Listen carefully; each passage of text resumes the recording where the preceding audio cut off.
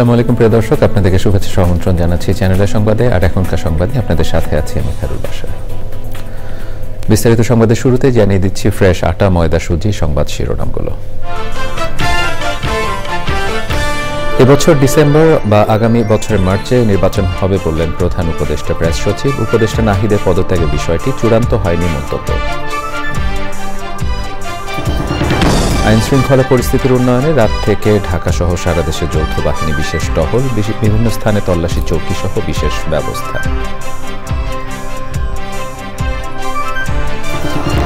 দেশ গঠনের মূল লক্ষ্যে সবাইকে কাজ করতে বললেন তারেক রহমান। গণতন্ত্র চর্চার মাধ্যমে দেশ শক্তিশালী হবে মন্তব্য। চিরনিদ্রায় শায়িত শহীদ জায়া সারা আরা মাহমুদ, সাংস্কৃতিক ব্যক্তিত্বের প্রতি সংস্কৃতি অঙ্গনের মানুষের শ্রদ্ধা ভালোবাসা। এবং চ্যাম্পিয়ন্স ট্রফিতে বাংলাদেশের বিপক্ষে 5 উইকেটে জিতে সেমিফাইনালে নিউজিল্যান্ড, দারুণ বোলিংয়ে ম্যাচ সেরা Bracewell.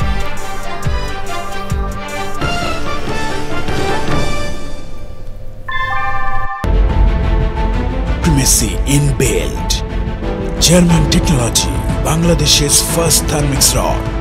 Salam Steel Thermax.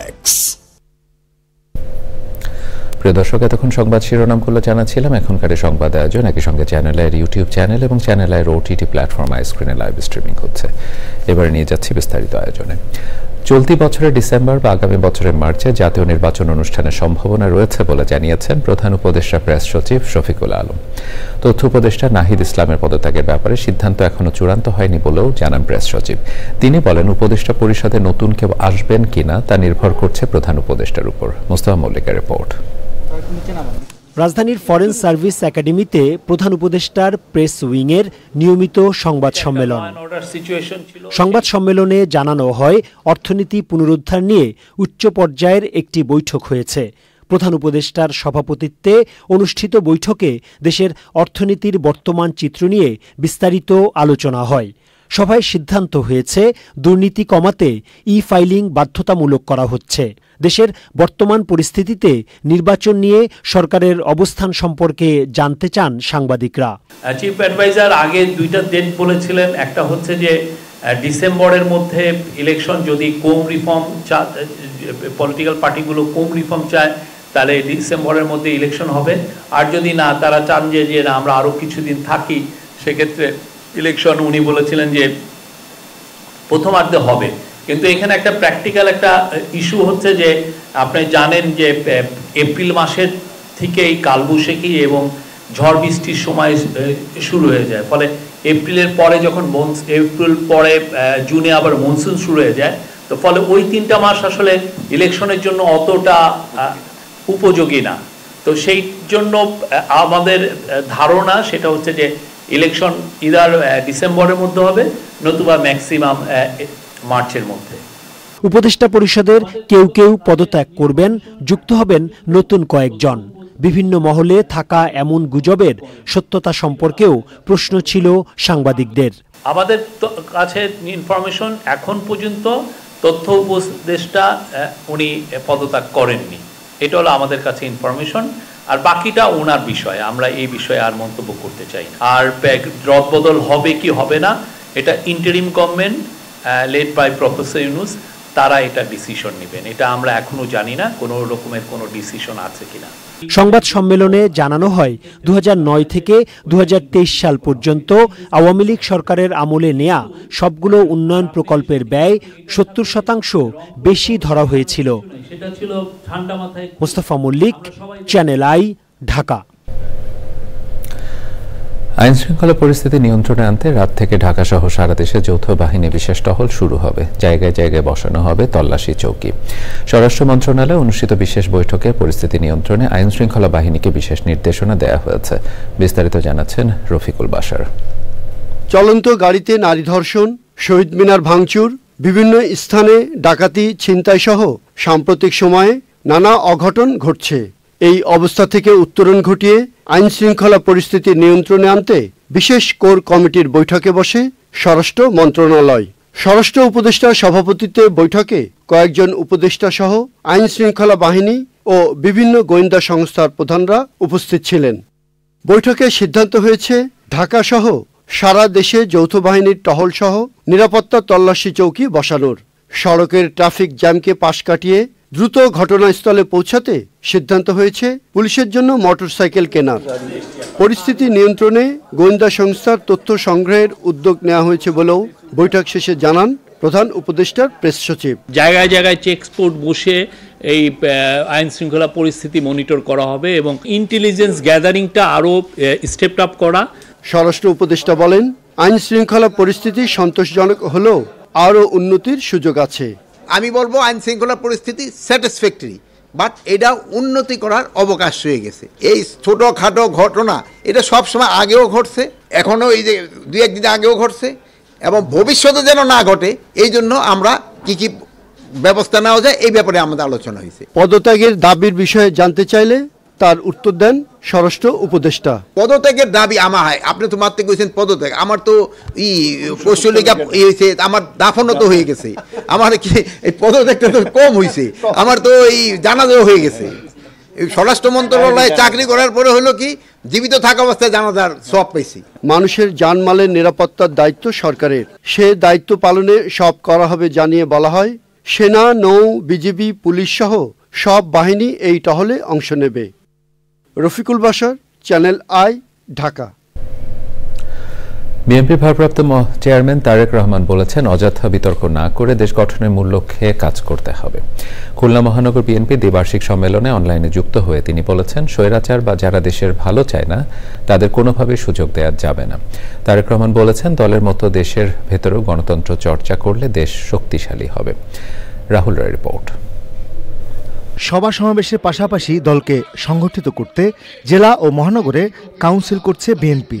Khulna মহানগর বিএনপির দ্বিবার্ষিক সম্মেলনে কাউন্সিলরদের সঙ্গে যোগ দেন স্থানীয় ও কেন্দ্রীয় নেতারাও।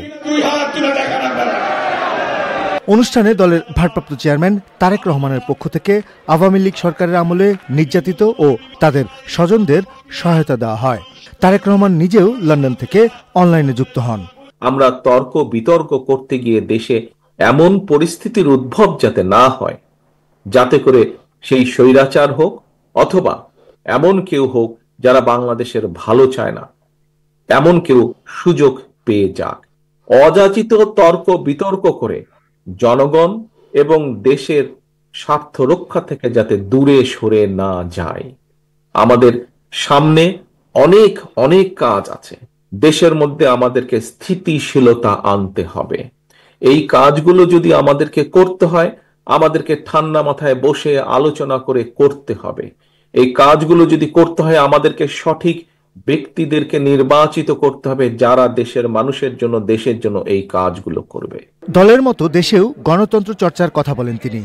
দলের ভিতরে গণতান্ত্রিক অধিকার প্রতিষ্ঠিত করলে দলের ভিত্তি যেমন শক্তিশালী হবে, দল পরিচালনার দায়িত্ব যেরকম ধীরে ধীরে সঠিক ব্যক্তিদের কাছে ফিরে যাবে, যারা দলকে নেতৃত্ব দিলে দল সুন্দরভাবে এগিয়ে যেতে পারবে, ঠিক একইভাবে দেশের ভেতরে যদি আমরা গণতান্ত্রিক প্র্যাকটিস করি, গণতন্ত্রের প্র্যাকটিস করি, ভোটের প্র্যাকটিস করি, ভোটের মাধ্যমে নির্বাচিত করি সেই প্রতিনিধিদেরকে যারা জনগণের কথা বলবে। সাধারণ মানুষের প্রত্যাশা পূরণের জন্য নেতাকর্মীদের প্রস্তুত হতে বলেছেন তারেক রহমান। যে কোনো মূল্যে বাংলাদেশের মানুষের ভোটের অধিকার যাতে প্রতিষ্ঠিত হয়। রাহুল রায়, চ্যানেল আই। বিএনপি মহাসচিব মির্জা ফখরুল ইসলাম আলমগীর আশঙ্কা করছেন, জাতীয় নির্বাচনের আগে স্থানীয় সরকার নির্বাচনের সিদ্ধান্ত নিলে দেশকে গৃহযুদ্ধের দিকে ঠেলে দেওয়া হবে। জেনে শুনে অন্তর্বর্তী সরকার দেশে নৈরাজ্য সৃষ্টি করতে চান কিনা এমন প্রশ্ন ছুড়ে দেন বিএনপি মহাসচিব। বিস্তারিত মইনুল হাসানের রিপোর্টে।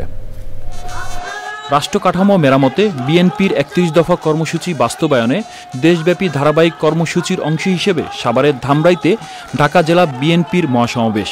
সমাবেশে নিত্য প্রয়োজনীয় পণ্যের দ্রব্যমূল্য সহনীয় পর্যায়ে রাখা, আইন শৃঙ্খলা পরিস্থিতির উন্নয়ন, নির্বাচনী রোডম্যাপ ঘোষণা, পতিত স্বৈরাচার দোষরদের দ্রুত বিচার সহ বিভিন্ন দাবি জানান বক্তারা।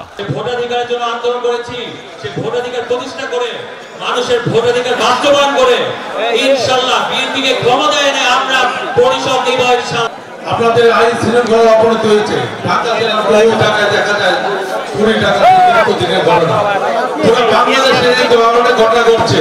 বিএনপির মহাসচিব বলেন, স্থানীয় সরকার নির্বাচন নিয়ে দেশে নতুন খেলা শুরু হয়েছে। সরকার যদি জনগণের প্রতিষ্ঠিত না হয় এবং সেই দেশে যদি শান্তি শৃঙ্খলা ফিরে না আসে, তাহলে এমনিতেই এই স্থানীয় সরকার নির্বাচনে নিয়ন্ত্রণ করা সম্ভব হয় না। এই সরকার কি জেনে শুনে একটা দেশে একটা নৈরাজ্য সৃষ্টি করতে চান অথবা একটা গৃহযুদ্ধ করার দিকে যেতে চান, আমি জানি না। তিনি আরো বলেন, কোনো ষড়যন্ত্র করেই বিএনপিকে ঠেকানো যাবে না। ফ্যাসিস্টকে উৎখাত তার ভিত্তি স্থাপন করেছে বিএনপি, তার ভিত্তি স্থাপন করছে রাজনৈতিক দলগুলো যারা ফ্যাসিবাদের বিরুদ্ধে লড়াই করেছে। বন্ধুগণ, আজকে সেই জন্য ভিন্ন কথা বলে বিএনপির বিরুদ্ধে অপপ্রচার করে কোনো লাভ হবে না। জনগণের ক্ষমতা সেই দিনই হবে যদি জনগণের হাতে ক্ষমতা ফেরত আসবে, জনগণ ভোট দিতে পারবে, সেই দিনই বিএনপি আপনার শক্তিশালী হবে। দেশকে ধ্বংস ও নৈরাজ্যের দিকে ঠেলে না দিতে অন্তর্বর্তী সরকারের প্রতি আহ্বান জানান মির্জা ফখরুল ইসলাম আলমগীর। একই সঙ্গে সবাইকে মনে রাখতে হবে। Mainul Hasan, channel I, Dhamrai. আগামী 28 ফেব্রুয়ারি ছাত্রদের নতুন রাজনৈতিক দলের আত্মপ্রকাশ হচ্ছে। রাজধানীর মানিক মিয়া এভিনিউয়ের সামনে শুক্রবার বিকেল 3টায় নতুন দলের আত্মপ্রকাশ হবে বলে জানিয়েছেন জাতীয় নাগরিক কমিটির মুখ্য সংগঠক সার্জিস আলম। জাতীয় নাগরিক কমিটির কেন্দ্রীয় কার্যালয়ে সংবাদ সম্মেলনে তিনি এসব কথা জানান। তাফিমুল ইসলামের রিপোর্টে রয়েছে বিস্তারিত। সব জল্পনার অবসান ঘটিয়ে নতুন দলের আত্মপ্রকাশের বিষয়ে সংবাদ সম্মেলন আয়োজন করে জাতীয় নাগরিক কমিটি। উপস্থিত ছিলেন বৈষম্য বিরোধী ছাত্র আন্দোলন ও জাতীয় নাগরিক কমিটির কেন্দ্রীয় নেতারা। আপনার দেখা নতুন বাংলাদেশ কর্মসূচির জনমতামত বিষয়ে কথা বলেন জাতীয় নাগরিক কমিটির সদস্য সচিব। রাজনৈতিক দলের নাম হতে পারে জনতার দল, নতুন বাংলাদেশ পার্টি, বিপ্লবী দল, নাগরিক শক্তি, ছাত্র জনতা পার্টি, বাংলাদেশ বিপ্লবী পার্টি, রিপাবলিক পার্টি, জাতীয় শক্তি সহ প্রায় 30টির অধিক নাম বেশি ঘুরে ফিরে মানুষের কাছ থেকে আমাদের কাছে এসেছে। দলের প্রতীক নিয়ে জাতীয় প্রতীক যেগুলো আছে সেই প্রতীকগুলোর কথা সব থেকে বেশি এসেছে। উদীয়মান সূর্য, কলম, বই, গাছ, মুষ্টিবদ্ধ হাত সহ আর অসংখ্য পরামর্শ এসেছে। জাতীয় নাগরিক কমিটির মুখ্য সংগঠক বলেন, অতীতে জাতীয় সংসদকে ব্যক্তি স্বার্থে ব্যবহার করা হয়েছে, কিন্তু আগামী সংসদ হবে গণমানুষের। নতুন একটি রাজনৈতিক দলের আত্মপ্রকাশ করতে যাচ্ছে আগামী 28 ফেব্রুয়ারি বিকাল 3টায় জাতীয় সংসদ প্রাঙ্গণ সংলগ্ন মানিক মিয়া এভিনিউতে। নতুন দলে জুলাই আন্দোলনের অংশ নেওয়া ছাত্র জনতা ছাড়াও সব মতের মানুষের মতামতকে গুরুত্ব দেওয়া হবে। তাফিমুল ইসলাম, চ্যানেল আই, ঢাকা। ভয়াবহ আগুনে পুড়ে ছাই রাঙামাটি পর্যটন কেন্দ্র সাজেক ভ্যালি। সেনাবাহিনী, বিজিবি ও স্থানীয়দের 3.5 ঘন্টার চেষ্টায় আগুন নিয়ন্ত্রণে আসে, কিন্তু এরই মধ্যে পুড়ে যায় 140টিরও বেশি রিসোর্ট, কটেজ, বসতবাড়ি ও দোকান। বৈদ্যুতিক শর্ট সার্কিট থেকে আগুনের সূত্রপাত বলে জানিয়েছেন সংশ্লিষ্টরা। মঙ্গলবার থেকে সাজেক ভ্যালি ভ্রমণে পর্যটকদের নিরুৎসাহিত করছে জেলা প্রশাসক। রাঙামাটি প্রতিনিধি মনসুর আহমেদের তথ্য ভিডিও চিত্রে আফরোজা হাসির রিপোর্ট।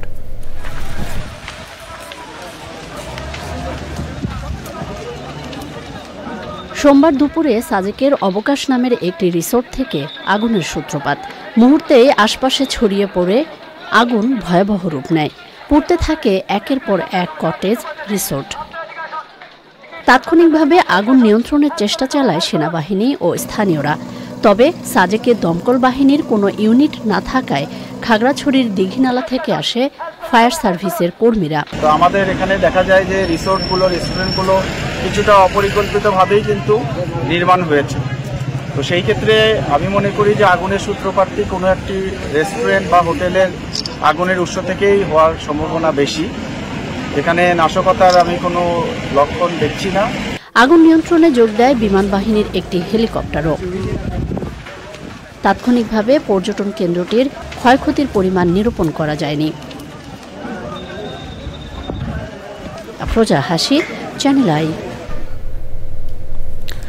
শ্রদ্ধা ভালোবাসায় চিরবিদায় জানানো হয়েছে ভাষা আন্দোলনের অমর সঙ্গীত আমার ভাইয়ের রক্তে রাঙানো ২১শে ফেব্রুয়ারি সুরস্রষ্টা ও মহান মুক্তিযুদ্ধে ক্র্যাক প্ল্যাটুনে বীর মুক্তিযোদ্ধা শহীদ আলতাফ মাহমুদের স্ত্রী সারা আরা মাহমুদকে। জোহরের পর ইস্কাটনের নূর নগর জামে মসজিদে তার জানাজা নামাজের অংশ নেন তার স্বজন, সহকর্মী, রাজনীতি ও সংস্কৃতি অঙ্গনের মানুষজন। রোববার ইস্কাটনের বাসভবনে ৭৮ বছর বয়সে তিনি মৃত্যুবরণ করেন। লাইলা রওশনের রিপোর্ট। ভাষার মাসে চিরবিদায় নিলেন আমার ভাইয়ের রক্তে রাঙানো ২১শে ফেব্রুয়ারি গানের সুরস্রষ্টা ও মহান মুক্তিযুদ্ধের ক্র্যাক প্ল্যাটুনের বীর মুক্তিযোদ্ধা শহীদ আলতাফ মাহমুদের স্ত্রী সারা আরা মাহমুদ। সারা আরা মাহমুদ শিল্পকলা একাডেমির নাট্যকলা ও চলচ্চিত্র বিভাগের পরিচালক ছিলেন। তিনি ছিলেন নিভৃতচারী ও প্রচার বিমুখ।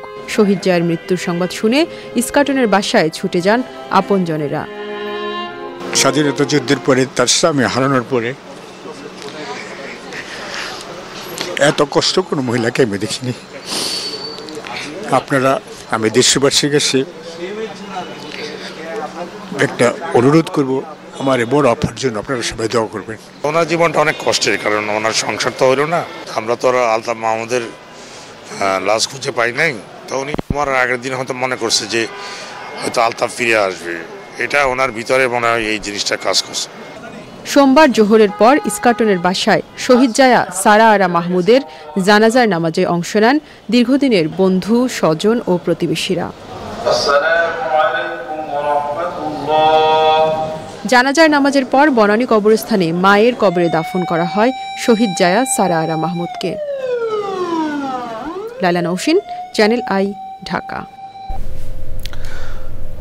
অমর একুশে বইমেলায় ভিন্নধর্মী নানা বই প্রকাশিত হচ্ছে। এ পর্যন্ত প্রকাশিত বইয়ের সংখ্যা ২৫০০ ছাড়িয়েছে। প্রতিদিনই বাড়ছে প্রকাশিত নতুন বইয়ের সংখ্যা। ইফতেখার উদ্দিনের রিপোর্ট। লেখক, পাঠক ও প্রকাশকদের মিলন মেলা অমর একুশে বইমেলা। বইমেলা জুড়েই থাকে নানাধর্মী বই প্রকাশের আয়োজন। শিক্ষার্থীরা আসেন নতুন নতুন বইয়ের খোঁজে। ছোটবেলা থেকেই বই পড়ার প্রতি খুবই আসক্ত, যার কারণে বাংলা সাবজেক্টটা চয়েস করা। বইয়ের প্রতি আগ্রহ তৈরি করতে বদরুন্নেসা সরকারি কলেজে শিক্ষার্থীদের নিয়ে আসেন শিক্ষকরা। আমরা ব্যক্তিগতভাবে আসি, বিভাগের জন্য বই কিনতে আসি। এবারও আমরা আসলাম এবং সাথে ছাত্রীদের এবং আমাদের সাথে কিছু শিক্ষকও আছে, ওদেরকে নিয়ে আমরা বইমেলায় আসলাম এই জন্য যে ওরা আমাদের সাথে আসলে দেখবে যে বইগুলি দেখে ওরা উৎসাহিত হবে। তারা মোবাইলের উপর আসক্ত হয়ে পড়ছে, আমরা চাচ্ছি তাদেরকে এখান থেকে ফিরিয়ে নেওয়ার জন্য। আমরা প্রতি বছর তাদেরকে নিয়ে আসি এবং আমরা তাদেরকে উৎসাহিত করার চেষ্টা করছি। অ্যাডন প্রকাশনীতে উন্মোচিত হয়েছে সাংবাদিক মাসুর শাকিলের গবেষণা গ্রন্থ জননীতি, গণমাধ্যম, বিচার বহির্ভূত হত্যাকাণ্ড, বাংলাদেশ প্রেক্ষাপট। নাম হলো জননীতি, গণমাধ্যম, বিচার বহির্ভূত হত্যাকাণ্ড, বাংলাদেশ প্রেক্ষাপট। আমি মূলত ঢাকা বিশ্ববিদ্যালয়ে এই বিষয়ের উপর গবেষণা করেছি এবং এমফিল অ্যাওয়ার্ড পেয়েছি। এবং আমি আমাদের সমস্ত ইউনিভার্সিটিগুলোকে আবারও বলবো, এই বইটা তাদের পাঠ্যক্রমের জন্য রাখে। আমাদের ইয়াং যারা স্টুডেন্ট, যারা জার্নালিজমটাকে ক্যারিয়ার হিসাবে নিতে চায়, তার জন্য এই বইটা পড়ে, এটা আমি রিকোয়েস্ট করব। কবি ও লেখিকা শিমুল পারভিনের গ্রন্থ উন্মোচন হয়েছে বইমেলায়। এটি পরিবর্তনের স্রোতে যায় ভেসে। এটি আমার নিজের লেখা কবিতা, মৌলিক বই আমার। এখানে ৬০টি কবিতা আছে, একটু বিষয়ভিত্তিক কবিতাগুলো, সবগুলো আবৃত্তি উপযোগী। এটিও কথা প্রকাশ থেকে এসেছে, আর প্রতিবিম্ব প্রকাশ থেকে এসেছে সোমার চোখে নতুন বাংলাদেশ। গ্রন্থ উন্মোচন মঞ্চে সহ বইয়ের স্টলে উন্মোচিত হয়েছে নতুন নতুন বই। লেখকরা বলছেন তাদের বইয়ের কথা। বাংলা সাহিত্যে আনন্দরস ও ধর্মীয় মূল্যবোধ দুইটাই একসাথে পাওয়া যাবে। এই মূল্যবোধের ভিত্তিতে বইটা আপনারা পড়ে। কবি শাহেদ কায়েসের লেখা কবিতা নৈরাজ্যবাদী হাওয়া মিলছে বইভবের স্টলে। মানে আমাদের জাতীয় এবং আন্তর্জাতিক যে প্রেক্ষাপট, যে উল্লম্ফন আমরা দেখি নানান সেক্টরে, এগুলো কিন্তু নানাভাবে আমাদের চেতনার প্রভাব ফেলে। তো এগুলো থেকে যে নৈরাজ্য তৈরি হয়, তার থেকে কিন্তু আমরা বাইরে আমরা না। প্রকৃতি, মানুষ, প্রযুক্তি, বিজ্ঞান, এর মধ্যে যে মিথস্ক্রিয়া, এই যে সম্পর্কের জায়গাগুলো, এগুলি নানাভাবেই আমার এই নৈরাজ্যবাদী হাওয়া কাব্যগ্রন্থে উঠে এসেছে। অমর একুশে বইমেলার ২৪তম দিনে নতুন বই এসেছে ৭০টি। Iftekhar Uddin, channel I, Dhaka. এবার স্পোর্টস।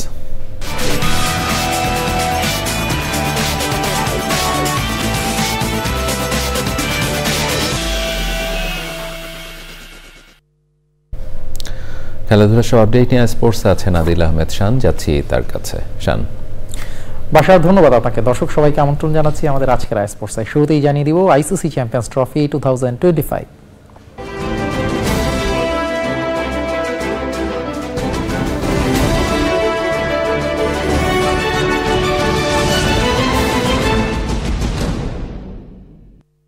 আইসিসি চ্যাম্পিয়ন্স ট্রফির বি গ্রুপে মঙ্গলবার মুখোমুখি হবে অস্ট্রেলিয়া ও সাউথ আফ্রিকা। পাকিস্তানের রাওয়ালপিন্ডিতে ম্যাচটি শুরু হবে বাংলাদেশ সময় বিকেল ৩টায়। নবম আসরে দুই দলই সমান একটি করে জয় পেয়েছে। এই ম্যাচে জয়ী দল 4 পয়েন্ট নিয়ে বি গ্রুপ থেকে সেমিফাইনালে এক পা দিয়ে রাখবে। চোটের মিছিল নিয়ে চ্যাম্পিয়ন্স ট্রফিতে এলেও দুর্দান্ত ফর্মে রয়েছে স্টিভেন স্মিথের অজিরা। ইংল্যান্ডের বিপক্ষে ৭০০+ রানের ম্যাচে দুর্দান্ত জয় দিয়ে আসর শুরু করেছে অস্ট্রেলিয়া। সবশেষ ট্রাই নেশন সিরিজে শিরোপা হাতছাড়া হলেও চলতি আসরে আফগানিস্তানের বিপক্ষে ১৬০ রানের বড় জয় পেয়েছে টেম্বা বাবুমার প্রোটিয়ারা। তবে দুই দলের মুখোমুখি পরিসংখ্যানে ১১০ বারের দেখায় ৫৫ বার জিতেছে অজিরা। প্রোটিয়াদের জয় আছে ৫১টিতে। বাকি ৪ ম্যাচে কোনো ফল আসেনি। ওদিকে ২০২৩ ওয়ানডে বিশ্বকাপে অস্ট্রেলিয়ার কাছে হেরে সেমিফাইনালের টিকিট হাতছাড়া হয়েছিল প্রোটিয়াদের। সেই ক্ষত সারাতে চ্যাম্পিয়ন্স ট্রফিতে জয় দিয়ে শেষ ৪-এ প্রায় নিশ্চিত করতে চায় সাউথ আফ্রিকা। দর্শক, এই ছিল আমার হাতে থাকা আজকের স্পোর্টসে। আপনাদেরকে আবার ফিরে নিচ্ছি বাসারের কাছে মূল সংবাদে। ধন্যবাদ শান। 4 সপ্তাহের মধ্যে সারা দেশে অবৈধ ইট ভাটা গুড়িয়ে দেওয়ার নির্দেশ দিয়েছেন হাইকোর্ট। আদেশ পালন করে সবাইকে 17 মার্চ প্রতিবেদন জমা দিতে বলেছেন আদালত। পরিবেশের ক্ষতি করলে কঠোর পদক্ষেপ নেওয়া হবে এমন বার্তা অপরাধীদের দিতে প্রশাসনকে বলেছেন হাইকোর্ট। মাজহারুল রহমানের রিপোর্ট। অবৈধ ইটভাটা বন্ধে কার্যকর পদক্ষেপ না নেওয়ার কারণ ব্যাখ্যা করতে 3 বিভাগীয় কমিশনার, 3 জেলা প্রশাসক ও 2 উপজেলা নির্বাহী কর্মকর্তা হাজির হন হাইকোর্টে। তাদের গৃহীত পদক্ষেপের বিষয়ে অসন্তোষ জানিয়ে আদালত বলেন, পরিবেশ দূষণের শীর্ষে বাংলাদেশ। এ থেকে মুক্ত হতে না পারলে ভবিষ্যৎ প্রজন্ম এমনকি দেশও বাঁচবে না।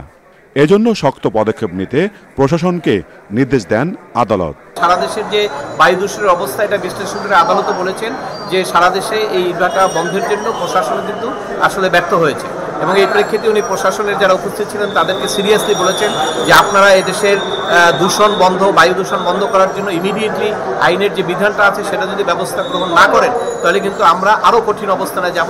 সবার বক্তব্য শুনে আদেশ দেন হাইকোর্ট। কোর্ট বলেছেন যে এটা নিয়ে আর খেলা করা যাবে না, পরিবেশ নিয়ে আমরা অত্যন্ত কনসার্ন, পরিবেশটাকে গুরুত্ব দিতে হবে। বর্তমান প্রেক্ষাপটে পরিবেশ নিয়ে কিন্তু আদালত কোনো রকম কম্প্রোমাইজ করবে না। 17 মার্চ আদালতে তাদের পূর্ণাঙ্গ রিপোর্ট দিবেন যে তার এলাকার মধ্যে সমস্ত অবৈধ ইটভাটাগুলো তারা ধূলিসাৎ করেছেন, বন্ধ করে ধ্বংস করেছেন। আর যারা আসেননি সেই রকম 6 জনকে 5 ডিভিশনাল কমিশনার এবং পরিবেশের ডিজি ওনাদেরকে বলছেন আগামী 17 মার্চ আদালতে সশরীরে হাজির হওয়ার জন্য।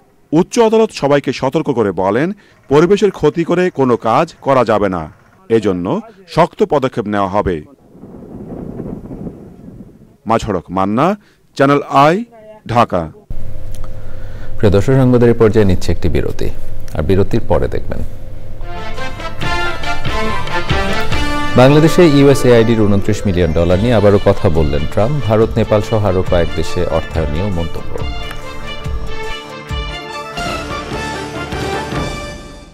সাম্প্রতিক সময়ে দেশব্যাপী সংঘটিত ধর্ষণ ও নারী নিপীড়ন বন্ধে কার্যকর পদক্ষেপ গ্রহণ ও ধর্ষকের সর্বোচ্চ শাস্তি নিশ্চিতের দাবিতে বিক্ষোভ সমাবেশ করেছে ঢাকা বিশ্ববিদ্যালয়ের শিক্ষার্থী ও বিভিন্ন সংগঠন। সন্ধ্যায় বিশ্ববিদ্যালয় এলাকায় স্বরাষ্ট্র উপদেষ্টা পদত্যাগের দাবিতে বিক্ষোভ মিছিল করে গণতান্ত্রিক ছাত্র জোট। টিএসসি থেকে শাহবাগ পর্যন্ত মশাল মিছিল করে ফ্যাসিবাদ বিরোধী শিক্ষার্থী, ছাত্র ইউনিয়ন, ছাত্র ফেডারেশনের নেতাকর্মীরা। রাজু ভাস্কর্যের পাদদেশে সমাবেশ করেছে ঢাকা বিশ্ববিদ্যালয়ের নারী শিক্ষার্থীরা।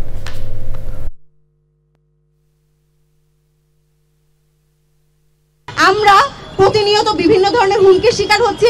শুধু ধর্ষণ না, আমাদের অনলাইনে বুলিং করা হচ্ছে এবং এই বুলি করার জন্য কোনো ধরনের কার্যকর পদক্ষেপ নেওয়া হচ্ছে না এগুলো বন্ধ করার জন্য। ধর্ষণ মুক্ত বাংলাদেশ গড়ার লক্ষ্যে আমাদের যতদিন পর্যন্ত যুদ্ধ করতে হয় আমরা সেই যুদ্ধ চালিয়ে যাব। আমরা কেন ইনসিকিউরিটি ফিল করব?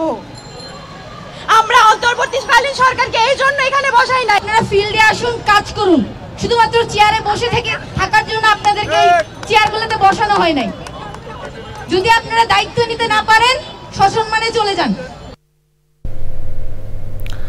24-এর চেতনাকে ধারণ করে দেশকে এগিয়ে নিতে সর্বস্তরে বৈষম্য দূর করার আহ্বান জানান বক্তারা। রংপুরে অনুষ্ঠিত জুলাই অভ্যুত্থানের রাজনৈতিক শিক্ষা শীর্ষক আলোচনা সভায় তারা এই কথা বলেন। রাষ্ট্রকে গণ অভ্যুত্থানে শহীদ পরিবারের পাশে থাকার আহ্বান জানান বক্তারা। এহসানুল হক সুমনের ভিডিও চিত্রে মেরিনা লাভলির রিপোর্ট। রংপুর নগরীর দর্শনা বাসিরুন্নেসা স্কুল অ্যান্ড কলেজ মাঠে জুলাই অভ্যুত্থানের রাজনৈতিক শিক্ষা শীর্ষক আলোচনা সভা ও গণসম্বর্ধনার আয়োজন করে তাজহাট এলাকাবাসী। আলোচনা সভার আগে বৈষম্য বিরোধী ছাত্র আন্দোলনের অন্যতম অগ্রপথিক ঢাকা বিশ্ববিদ্যালয়ের শিক্ষক ডক্টর আব্দুল আল মামুনকে গণসম্বর্ধনা এবং বৈষম্য বিরোধী আন্দোলনে শহীদ আবু সাইদের বাবাকে সম্বর্ধনা দেয়া হয়। এ সময় সমাজের সর্বক্ষেত্রে বৈষম্য দূর করার আহ্বান জানান বক্তারা। যে পৃথিবী দেখেছে যে বাংলাদেশ কিভাবে জীবন দিয়ে তার অধিকার আদায় করতে হয়। এই বাংলাদেশে আমাদের সবচেয়ে বড় শিক্ষা হলো বৈষম্য দূর করতে হবে। বৈষম্য দূর হলে সমাজ থেকে আমরা সকল অন্যায়কে দূরীভূত করতে পারবো। আগামী দিনে সবার আগে বাংলাদেশ বৈষম্যহীন মানবিক বাংলাদেশ গড়ার ক্ষেত্রে আমরা শপথ নিব। আগামীর বাংলাদেশে রাজনীতিকে আয়ের উৎস না বানানোর আহ্বান জানান ডক্টর আব্দুল আল মামুন। রাজনীতি যেন ইনকাম সোর্স না হয়, সবাইকে কিন্তু সেটা নিশ্চিত করতে হবে আমাদেরকে। এই সমাজ থেকে বাংলাদেশ থেকে অর্থনৈতিক মুক্তি আনবো এবং নতুন বাংলাদেশ বলবো যে বাংলাদেশ হবে সাম্যের, গণতন্ত্রের, স্বাধীনতার এবং আত্মমর্যাদার। 24-এর গণ অভ্যুত্থানে রাষ্ট্রকে সবসময় শহীদ পরিবারের পাশে থাকার তাগিদ জানিয়েছেন বিএনপির এই শীর্ষ নেতা। ফ্যাসিবাদ থেকে গণতন্ত্রে ফেরার একটি মুক্তির যে দুয়ার এই আন্দোলন খুলে দিয়েছে। সেই কারণে আমাদের 24-এর যারা শহীদ হয়েছে, আমি বর্তমান সরকার পরবর্তী সরকারের কাছে বলে যাব তাদের পরিবার, তাদের স্বজনদের রাষ্ট্রভাবে যেন তারা দেখে। আলোচনা ও সম্বর্ধনা অনুষ্ঠানে রংপুরের বিভিন্ন সামাজিক, সাংস্কৃতিক, রাজনৈতিক ও পেশাজীবী সংগঠনের নেতা ও শিক্ষক শিক্ষার্থীরা উপস্থিত ছিলেন। রংপুর থেকে মেরিনা লাভলি, চ্যানেল আই। ব্যাপক দূষণ ও রোগ জীবাণু ছড়ানো সহ চামড়া শিল্পের শ্রমিকের ন্যায্য মজুরি ও চাকরির সার্বিক নিরাপত্তা ঘাটতি মেটাতে পরিবেশ বান্ধব প্রযুক্তিতে মুক্তি দেখছেন বিশেষজ্ঞরা। তারা বলছেন, প্রতিযোগিতামূলক বৈদেশিক বাজারে উপযুক্ত মূল্যে চামড়া ও চামড়াজাত পণ্য রপ্তানির ক্ষেত্রে সামাজিক ও পরিবেশগত কমপ্লায়েন্স মানা বাধ্যতামূলক। যথাযথ উদ্যোগে এই শিল্পের মালিক শ্রমিক এগিয়ে যাওয়ার পাশাপাশি 5 বছরে আসতে পারে $1 বিলিয়ন বৈদেশিক আয়। মোশাহিদ রনের রিপোর্ট। দেশীয় কাঁচামালের উপর ভিত্তি করে 1940-এর দশকে বাংলাদেশে চামড়া শিল্পের যাত্রা। কালের বিবর্তনে 2017 সালে প্রোডাক্ট অব দ্য ইয়ারের স্বীকৃতি পেলেও বাস্তবতা বলছে বিচিত্র সমস্যায় জর্জরিত এই খাত। সমস্যার বিপরীতে বিপুল সম্ভাবনা কাজে লাগাতে বড় প্রতিবন্ধক ট্যানারি শিল্পের মান সনদ প্রদানকারী আন্তর্জাতিক সংস্থা লেদার ওয়ার্কিং গ্রুপের LWG সনদ না থাকা। সনাতন পদ্ধতি, বেহাল বর্জ্য ব্যবস্থাপনার পাশাপাশি শ্রমিকদের পর্যাপ্ত স্বাস্থ্য সুরক্ষা না থাকায় ভয়াবহ পরিবেশ দূষণ যেমন ঘটছে, তেমনি ছড়াচ্ছে চর্ম ও সংক্রামক রোগ। নির্গত বিষাক্ত বর্জ্যে মারাত্মক দূষণ ছড়াচ্ছে কারখানার আশপাশের এলাকার নদী ও জলাশয়ের পানি, মাটি এবং বায়ুতে।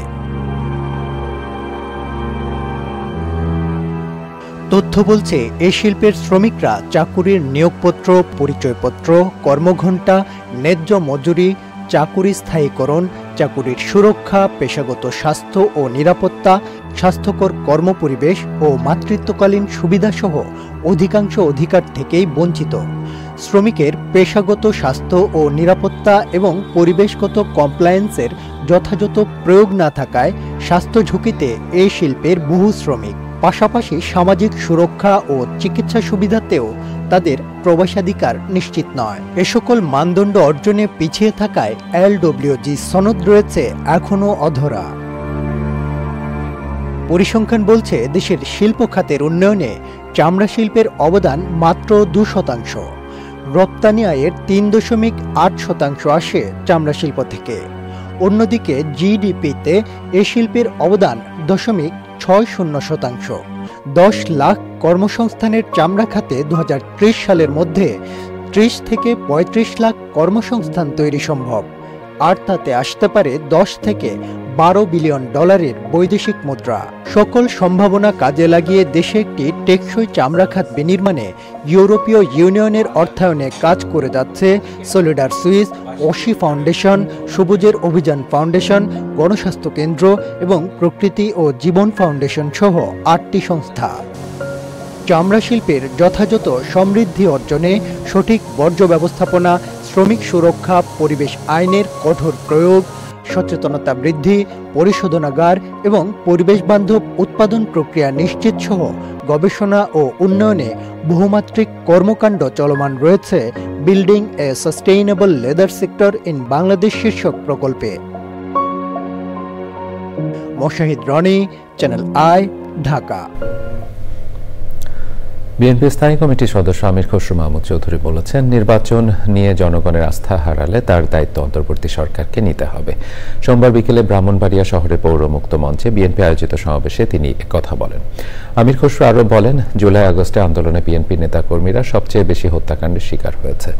সমাবেশে ব্রাহ্মণবাড়িয়া জেলার বিভিন্ন উপজেলা থেকে বিএনপি, ছাত্রদল, যুবদল, ওলামা দল সহ অঙ্গ সংগঠনের নেতাকর্মীরা অংশগ্রহণ করেন।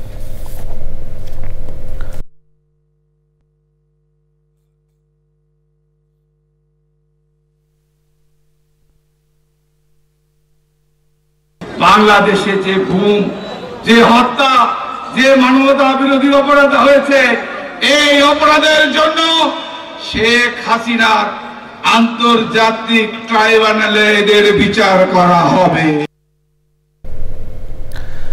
আইন বিচার ও সংসদ বিষয়ক উপদেষ্টা অধ্যাপক ডক্টর আসিফ নজরুল বলেছেন, নিজেদের ক্ষমতা ও কর্তৃত্ব সংকুচিত হবে বিবেচনায় রাজনৈতিক দলগুলো সংস্কার করতে চায় না। রাষ্ট্র সংস্কারে বিশ্ববিদ্যালয় শিক্ষার্থীদের ভাবনা ও প্রত্যাশা শীর্ষক গবেষণা ফলাফল প্রকাশ অনুষ্ঠানে তিনি একথা বলেন।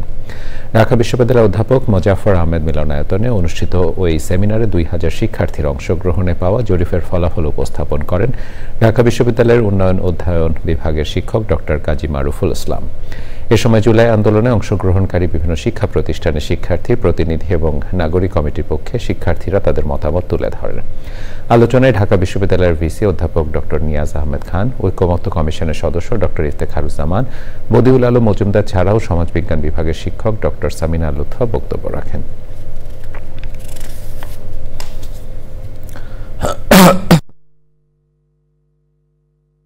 রাজনৈতিক দলগুলো ঐক্যমত পোষণ করে যদি আজকেই বলে দেয় যে কেউ দুইবারের বেশি প্রধানমন্ত্রী হইতে পারবে না, তখন হয়তো বিএনপি বলবে এটা তো ভবিষ্যৎ সংসদ করবে।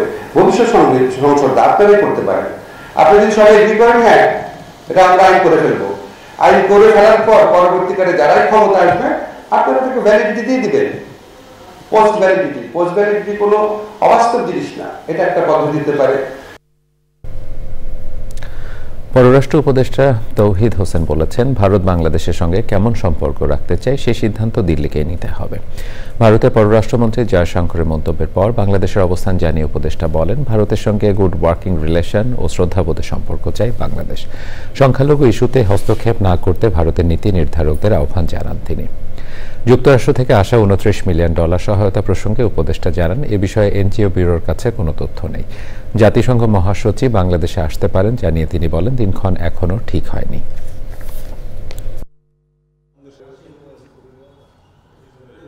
জয়শঙ্করের যেটা স্টেটমেন্ট, উনি বলেছেন যে কেমন সম্পর্ক চায় বাংলাদেশ, সেটা বাংলাদেশকে সিদ্ধান্ত নিতে হবে, তাই না?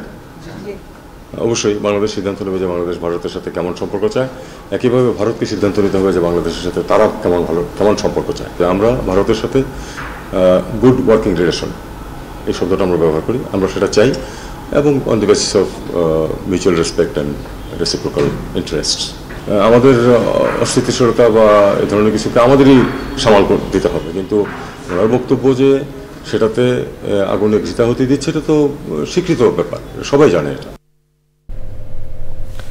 এবারে নিটোলটাটা আন্তর্জাতিক সংবাদ।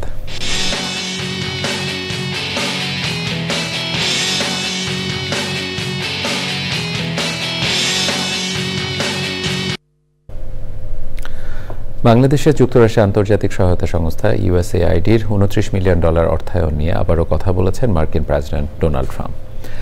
এবার মেরিল্যান্ডে কনজারভেটিভ পলিটিক্যাল অ্যাকশন কনফারেন্সে তিনি বলেন, বাংলাদেশে $29 মিলিয়ন গাছে রাজনৈতিক পরিসর শক্তিশালী করার প্রকল্পে ওই বরাদ্দের পেছনে কট্টর বামপন্থীদের সহায়তা করার উদ্দেশ্য ছিল বলেও মন্তব্য করেন তিনি। সে সময় তিনি ভারত ও নেপাল সহ আরও কয়েকটি দেশে অর্থায়নের ব্যাপারেও কথা বলেন। বাংলাদেশে অর্থায়নের বিষয়টি প্রথম সামনে আসে 15 ফেব্রুয়ারি। সেদিন প্রেসিডেন্ট ট্রাম্পের ঘনিষ্ঠ এলান মাস্কের নেতৃত্বে যুক্তরাষ্ট্রের সরকারি দক্ষতা বিষয়ক বিভাগ জানায়, strengthening political landscape in Bangladesh শীর্ষক প্রকল্পে অর্থ দেয়া হয়।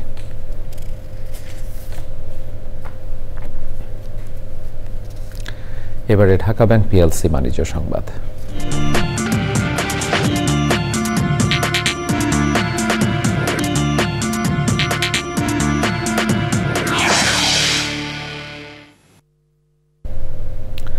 সবুজে গড়ি বসত মোড়া বৃক্ষ শোভিত নতুন ধারা এই স্লোগানকে সামনে রেখে রাজধানী হোটেল পূর্বানী ইন্টারন্যাশনালে শুরু হয়েছে 2 দিনের নতুন ধারা একক আবাসন উৎসব। উৎসবে উদ্বোধন করেন কোম্পানির ব্যবস্থাপনা পরিচালক ডক্টর মোহাম্মদ সাদিউজ্জামান ও কোম্পানির ডিএমডি মেরিনা সাদি। পরিবেশ অধিদপ্তরের ছাড়পত্রপ্রাপ্ত কোম্পানি নতুন ধারা প্লট বুকিং দিলেই থাকছে বিশেষ ছাড়। নতুন ধারা এক্সপ্রেস লাউঞ্জ অ্যান্ড কনভেনশন সেন্টারের গর্বিত মালিক হওয়ার আকর্ষণীয় সুযোগ মিলছে এই উৎসবে।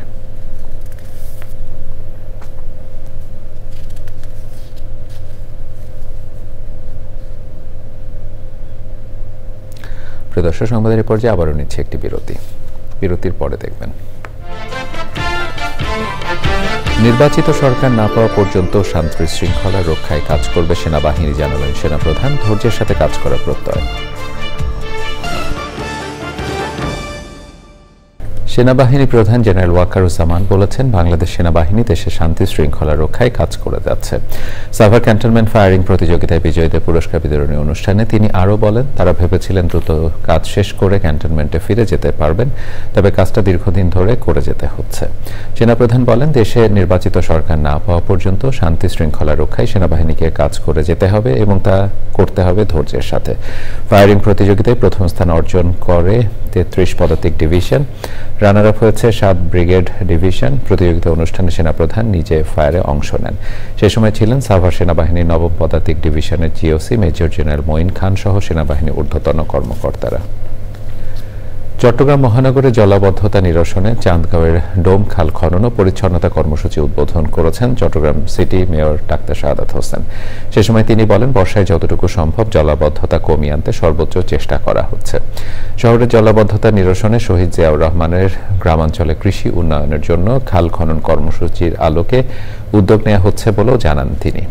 কর্মসূচির প্রধান পরিচ্ছন্ন কর্মকর্তা কমান্ডার ইখতিয়ার উদ্দিন আহমেদ চৌধুরী সহ বিশিষ্টজনেরা উপস্থিত ছিলেন। তামাক একটি প্রাণঘাতী নেশাদ্রব্য। ধূমপায়ী ব্যক্তি যেমন এতে ক্ষতির শিকার হন, তেমনি আশেপাশে যারা থাকেন পরোক্ষ ধূমপায়ী হিসেবে তারাও এই ক্ষতির শিকার হন। প্রতি বছর দেশে প্রায় 1,61,000 মানুষ তামাক সেবনের কারণে বিভিন্ন রোগে আক্রান্ত হয়ে অকালে মৃত্যুবরণ করেন। রাজধানী বিশ্ব সাহিত্য কেন্দ্রের মিলনায়তনে নারী মৈত্রীর উদ্যোগে তরুণদের সুরক্ষায় খসড়া তামাক নিয়ন্ত্রণ অধ্যাদেশ 2025 দ্রুত পাশের গুরুত্ব ও প্রয়োজনীয়তা শীর্ষক মতবিনিময় সভায় বক্তারা এসব কথা বলেন। বিজ্ঞান মনস্ক সমাজ গঠন ও ছাত্র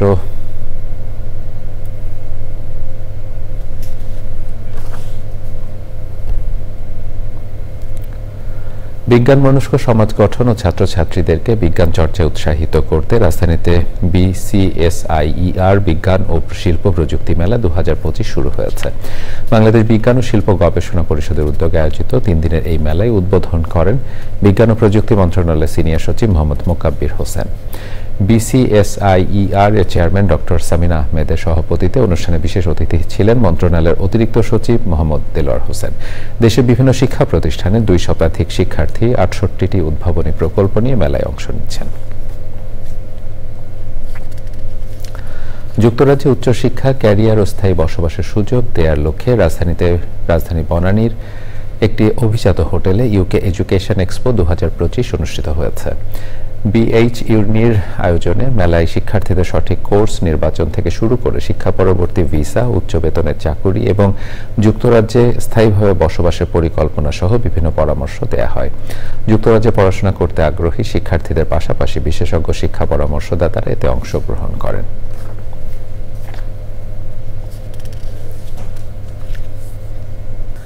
স্বেচ্ছাসেবকদের দক্ষ ও প্রশিক্ষিত করে গড়ে তুলতে Bangladesh red crescent society Chattogram city ইউনিটে 3 দিনের 3য় যুব রেড ক্রিসেন্ট ক্যাম্প শুরু হয়েছে। হালিশহরে চট্টগ্রাম সরকারি শারীরিক শিক্ষা কলেজ মাঠে টেকসই বিশ্বের জন্য ঐক্যবদ্ধ যুবশক্তি স্লোগান আয়োজিত ক্যাম্পে 180টি বিদ্যালয়, মহাবিদ্যালয় ও বিশ্ববিদ্যালয় থেকে প্রায় 1,500 সদস্য অংশগ্রহণ করেন। ক্যাম্প উদ্বোধন করেন চট্টগ্রাম সিটি মেয়র ও Bangladesh red crescent society Chattogram city ইউনিটের চেয়ারম্যান ডক্টর শাহাদাত হোসেন। চট্টগ্রামের সহকারী কমিশনার খন্দকার ফারজানা নাজনীন সেতু, চট্টগ্রাম সিটি ইউনিটের সেক্রেটারি গোলাম বাকি মাসুদ সহ অন্যরা উপস্থিত ছিলেন। প্রিয় দর্শক, এর সাথে সংবাদের শেষ ভাগে আমরা যাবার আগে ফ্রেশ আটা ময়দা সুজি সংবাদ শিরোনামগুলো জানিয়ে দিচ্ছি আরও একবার। এবছর ডিসেম্বর বা আগামী বছরের মার্চে নির্বাচন বললেন প্রধান উপদেষ্টা প্রেস সচিব। উপদেষ্টা নাহিদের পদত্যাগের বিষয়টি চূড়ান্ত হয়নি মন্তব্য। আইন শৃঙ্খলা পরিস্থিতির উন্নয়নে রাত থেকে ঢাকা সহ সারা দেশে যৌথ বাহিনী বিশেষ টহল, বিভিন্ন স্থানে তল্লাশি চৌকি সহ বিশেষ ব্যবস্থা।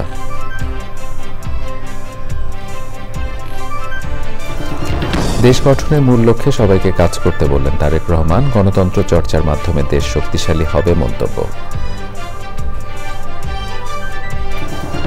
চিরনিদ্রায় শায়িত শহীদ জায়া সারা আরা মাহমুদ, সাংস্কৃতিক ব্যক্তিত্বের প্রতি সংস্কৃতি অঙ্গনের মানুষের শ্রদ্ধা ভালোবাসা। এবং চ্যাম্পিয়ন্স ট্রফিতে বাংলাদেশের বিপক্ষে 5 উইকেটে জিতে সেমিফাইনালে নিউজিল্যান্ড, দারুণ বোলিংয়ে ম্যাচ সেরা ব্রাসওয়েল।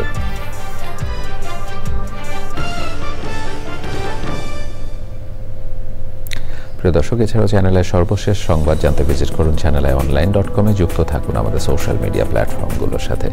এতক্ষণ চ্যানেলের সংবাদের সাথে থাকবার জন্য সকলকে ধন্যবাদ জানিয়ে বিদায় নিচ্ছি। শুভেচ্ছা।